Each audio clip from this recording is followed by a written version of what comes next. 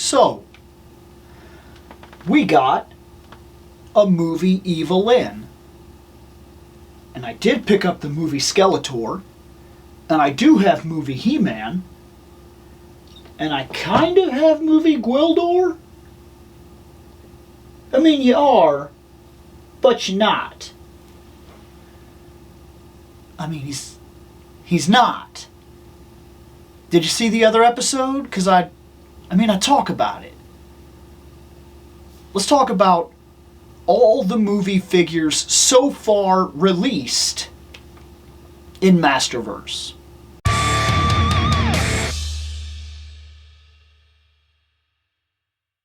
So, I picked up the Meg Foster Evil-Lyn. I was like, of course I'm buying that. And Skeletor came in a little while ago. I'm pretty late to the party with Skeletor, but I've already talked about He-Man on this channel, and I've already talked about Gwildor on this channel. I figured I could do them separately, but since I have all the movie figures right now would be a time to just get it all out of the way, put all the cards on the table. We'll talk about the new Meg Foster figure, and we'll talk about the movie Skeletor, and figure out how I feel about the movie line so far. Let's go to the boxes. Alright, here we go. So, first thing we need to do is get He-Man out of the way here. We also need to move Gwildor and his sword, because we need to look at boxes. So, first off, as usual, Masters of the Universe, frickin' Masterverse boxes are fantastic, and mine, this one is a little beat up. I ordered it, it came in, it was from Amazon. Normally I have a lot of luck with these. This time I did not. He came in pretty rough. I could complain, but I've got a future video coming up that makes the boxes a lot less important. So I will be getting rid of the boxes here very soon. And when I do that, I don't really fear that I'm going to be missing out on anything because of what I'm going to do with the boxes. These are great for in-box collectors. We've talked about that a million times, and we've talked about the fact that the artwork is where it's at, man. The artwork is part of what you buy this line for, without a doubt. Absolutely, beyond contestation, it is without a doubt one of the biggest reasons to buy these figures. It's a selling point, man. It's a selling point. You cannot tell me that the artwork doesn't go hand in hand with what Masters of the Universe is. You just can't. This is fantasy, barbarian artwork, Conan the Barbarian, Cole the Conqueror, Red Sonja. That's what all these figures stem from. I'm telling you, there's no doubt in my mind. And part of all of that is the artwork. This is no different. We got the planets in the back here, and this entire thing here, mine is torn up, but this whole thing here, if you have the other box, which I do, I'm not going to drag it down right now, but you put them back to back and it forms the entire picture of the ultimate battle. This is just so good. It's so good, and the artwork never ceases to be exactly that. So good. Down on the cross cell, we got movie He-Man, I got him. We got Evil-Lyn, I got her. We got Frosta, I got her. Roboto, I don't. Stratos, I don't. And do I want them? Yes, I actually want both of them. So those are two that I still have to hunt down. Next, we go on to Evil-Lyn, Masters of the Universe here. The next movie figure. And this is good. I like this right here. Though I will say, I just feel like the artwork is a little broken in these new ones. And also, I also have to say that not only is the artwork a little broken up, which I've been complaining about since these new figures launched, but I also have to say that for in-box collectors, this is a negative. This is Meg Foster Evil-Lyn. I mean, this is the movie Evil-Lyn right here. And if you're an inbox collector, that's the window you've got now. I mean, you could see all of Skeletor in all of his majesty and never have to take him out of the box. You could see an indication of Meg Foster. It's just, these boxes are a negative for the inbox collectors. On a personal note, I really do feel that way. I would have a problem with the fact that they took away 80% of my window. The side panel is still very good. The back, like I've been saying since this entire thing began, since this new line kind of went in. Let me move the camera a little bit. Since we went to these new boxes, I've been bringing this up. The back, that's the figure, no longer the art, but the figure. I'm still not 100% on board with that. I don't think that these boxes are as good as the last boxes. Not that they're necessarily bad. I can see where they're good, but they're simply not as good. And that's just the way I feel about the boxes. I really do. Cross-Cell. Tila, got her. Man-at-Arms, got him. Trapjaw, got him. Skeletech, got him. Let's open them. Let's look at the rest of the movie line. Alright, let's check these guys out. So, first off, I want to look at Skeletor, because, I mean, I got him, and I've never really seen this guy. I have still not seen this movie. I keep telling myself I'm going to watch it. I know I'm going to watch it. I know at some point I'm going to watch this movie. But there's stipulations to it. One, I want to own the movie, even if it's bad, even if it's terrible. I want to own it, so I'm not going to watch it until I've bought a Blu-ray of it and I've added it to my shelf. I'm just not going to do it. So, for me, this is quite a thing. Like, to see him, I don't get the same nostalgia that some people will get from knowing it. But like, I've seen the pictures, and he looks good. Like, there's a lot of intricate stuff going on here. We've got these that hang down, which is really cool. We've got this armor that's up here. What is that? That is crazy. Like, I don't know what that is, but that's really cool. We got all this mechanism work and whatnot on the gauntlets. Like, that's really good. We got this paint right here, which is solid. There's almost a gleam to him, like a sparkle on him. And that's really crazy, too. Like, let me move here so I can do this better. Like, that face is really good. And to find out that this guy is being played by the dude that played the... Didn't he play Perry White in Superman? Like, if that's the same guy, that's amazing. That's astonishing. That's awesome. Like this, oh, look at all that. What is that? That's crazy. That is crazy. All these little skulls, these bugs, these symbols. That is amazing. All that comes down. Oh my gosh. We've got this little skull here on the boot, which is cool. There's so much going on with this guy. Like, there's so much going on with this guy. There's this little emblem on his back here. This is a bit of a problem. It's cool, but it's a bit of a problem. It does cause a little bit of a problem. Raise that up. All this comes out. This is the finish of it. The cape is soft goods. Not as good as He-Man's cape, but good, especially for Skeletor. You like a solid black Darth Vader cape. We're fine with that with Skeletor. All this machinery here that's woven into his aesthetic just really stands him out and makes him like just an absolutely stellar piece. Because like the machinery and whatnot just adds to his mystique. Like, we know that he's a sorcerer. We know that he's magic and everything. But he comes from a land where just as much as the world is magic, the world is technology.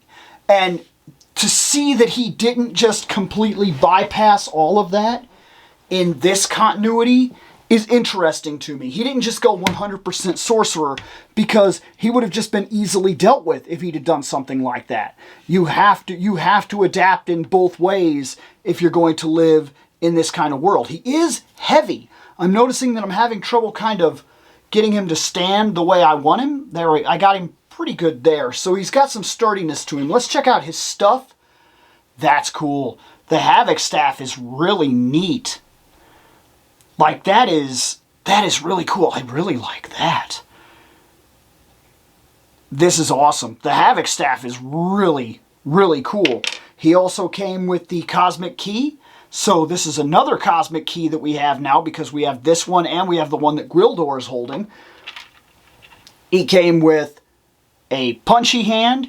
He came with an, I don't know, Accentuation Hand? Slappy Hand? Challenge you to a duel hand? And this, his own sword, is awesome. Look at that. That's a lot. Like, there's a lot of little detail here.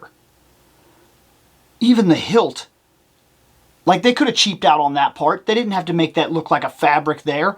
They didn't have to round out the little orb at the bottom the way they did, but they did it. They didn't have to get this crazy into the little skeleton with the little off thing here and the wings and the little arms that come down. And that's a lot of detail for what this is. Like, a lot of detail. That is crazy, crazy good.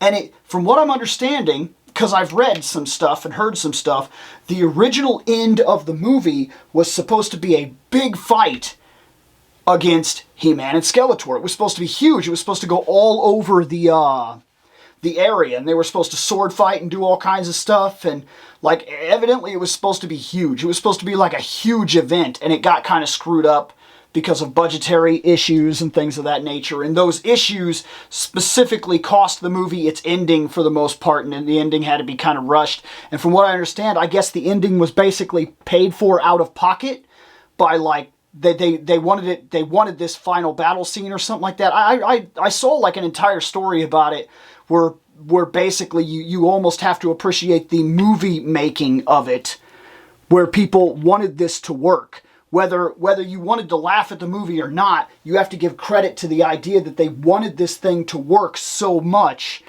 that they were willing to pay out of pocket and do everything that they did to try to make it work, even when they knew it was doomed, even when they reached the point where it was guaranteedly doomed. Now, moving on, because we've got Meg Foster, Evil-Lyn, we got another Cosmic Key. This one is a see-through, kind of like a shiny one. Maybe this is when it's active or something like that. I don't know. I'm not sure what this is about. Maybe that's something from the movie that I don't understand yet. She got 2 expression hands, or magic casting hands. I'm not sure what you want to call those. And let's look at her. There she is. There's Meg Foster. And so we're going to say this as we get in on the face here. Do I believe that's right? Well, I think it's pretty good. I think it's a pretty good likeness for what I'm looking at here. Is it perfect? No. For one, the eyes. The eyes seem a bit dead. But what was I really expecting? Meg has she has one of the greatest pairs of eyes in all of movie history. Like, that stare that she can do, the beauty in her eyes, the seductive nature, the seriousness of it that she can put out in a single look is just unmatched. It's unfrickin' believable. She can steal the show in a glance. You gotta give it to her. I mean, it's fantastic. So was this toy ever going to live up to that? On a personal level? No. No. But I can see that that's what this is supposed to be, and that makes me a little more forgiving. Because, like, right here where she's kind of turned and she's got that, like, that's really nice right there, right? Like, I can get behind that, and I can get behind this, and she's got this little tilt. She's got pretty good head movement. Skeletor basically has no head movement. She can't really look down. She can't really look up. It's an issue for most of the Masterverse figures, to be fair. But these ones, especially the movie ones, because they have this, like the cape here comes up and it has a collar, and that kind of takes away some of her movement in general, which kind of traps her. This undergarment thing is kind of neat. You know me when it comes to fantasy and mythology, you know, like the fantasy of it and whatnot. I would prefer, just like I like the Sorceress a certain way, I like Evil-Lyn to be a certain way, but I'm not against this look. I do wish they'd have played up the angle a little bit. Maybe if nothing more, at the start of the movie, maybe if we'd have seen a more accurate Evil-Lyn, like in a costume that was more Evil-Lyn-like, and then because they take over Grayskull and they start incorporating technology or something like that, maybe we saw slightly different at that. But then, at the same time, I would also have to complain about He-Man. But He-Man fits the barbarian aspect. Look at him. There he is. He's right. He still fits what I like in my barbarian fantasy. He's basically a big, buff, naked dude. You don't really see that with Evil-Lyn. You don't really see that with Skeletor. But I will say, transferring to movies, what they did with Skeletor to create the effect they created, I'm really digging on. I really like this. I don't like it as much with her, but I do still find it appealing. Like, I'm not hating it, but I want to put it out there that there are definitely, there's better, they could have done Evil-Lyn more justice. I will say that. This feels a little off.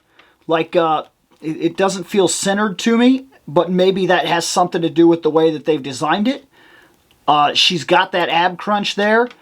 I like, what is this? I don't even know what this is, but it's got like a symbol and everything. You see that? I don't know what that is. Maybe somebody knows what that is. Maybe it's a symbol specific to some of the mythology or something that I don't know. Her boot, pretty solid. It's got all this I don't know what you call that. All this metal. I don't know what you call it. Metal accents, I think, is what you refer to that as. I like that she's got like a chain belt that comes down and kind of holds that. Is that a snake? She's got a little snake. Is that a little snake thing in the armor there? I don't know. The breastplate is kind of neat. Comes up into the two little chains. All this intricate stuff. I like this. I like this right here. I don't know that I'm fully in love with the headpiece, but it's decent. It's decent. I don't hate it. But I do, I mean, it's just my nature. I do think they could have done the Evil-Lyn costume a little bit more justice. But I don't hate it. I want to keep emphasizing that. I don't want people to misunderstand. Sure, it's not 100% my cup of tea, and I definitely would have done something a little different, but I don't hate it. I like this. This cobra here on the gauntlet. Let me see if I can get that better focus. That's sharp. That's really cool. I like that a lot. She's got that cape. She's got that soft goods and everything, which is solid. And then on the back here, oh, I like this. It's very subtle, but this different color that goes all the way down that adds a little bit more effect. And then this is all very flimsy. I guess, I don't know if flimsy is, it's movable. And so that way you could actually do things like take a knee and move the character around and things like that, and this will not get in your way. It's a rubber material, but it's a rubber material that has a lot of give. Accessory-wise, maybe I do have a small problem. She could have had a wand. They pretty much gave her the cosmic key and that was it. Now, I haven't seen the movie. Does she not need the wand to use magic in the movie? Does she just use her hands? I don't know. Maybe that's fine. Maybe that's why she has magic casty hands and she doesn't actually need the wand for whatever reason. I mean, that's fine.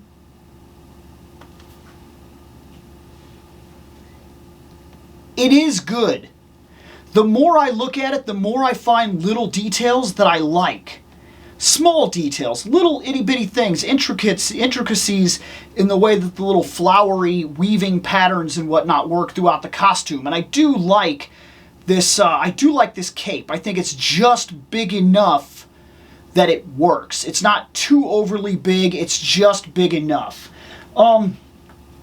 So we now have movie Evil-Lyn, we have movie He-Man, movie Skeletor, and even though I would argue it's not movie Gwildor, we have Gwildor. Masterverse has now covered 4 figures in the movie line. I think it did a decent job with Evil-Lyn. Now, I haven't seen the movie, so I'm not going to say 100% positive if this is perfect or not. Maybe when I see the movie, this will blow me away. It's very possible. It's possible that after I see the movie, I'll go, oh man! It's very possible. But for right now, just as a figure, as a bare bones, this is a figure, a solid figure, I'm on board with it. I think it is a good Masterverse figure. I like it. Gwildor is solid as far as I can tell. That Skeletor is fantastic. But it suffers in the movement category. It's very much a stand there figure. He-Man. One problem, still left over from the last time I reviewed him. I wish we could have got Dolph Lundgren's face. I don't know what happened that we didn't get it. Because that extra head that we got with him, that is not him. It is not him. No way. No way. I don't know who it is. But it's not Dolph Lundgren. And I really wish we would have got that face sculpt. I don't know why we didn't get it. Otherwise, so far, for what's been released in this movie line, I'm on board. I think it's all really solid. There's more to open, there's more to talk about, there's more to see. I'll catch you later.